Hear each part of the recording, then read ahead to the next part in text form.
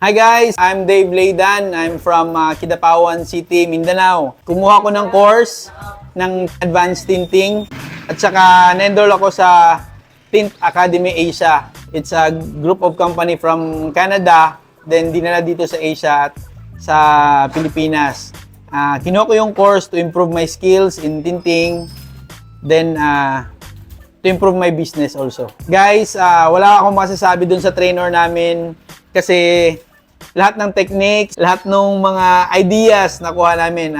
Soon, kayo mga kukuha ng course, just enroll sa Tint Academy Asia. Kay Ma'am Lynette, thankful kami dun sa kanya dahil sa pag-accommodate dun sa enrollment namin. Sarap ng pagkain, sarap ng merienda. Masaya yung kasama, enjoy lang. Dito matututo kayo lahat. Thank you so much.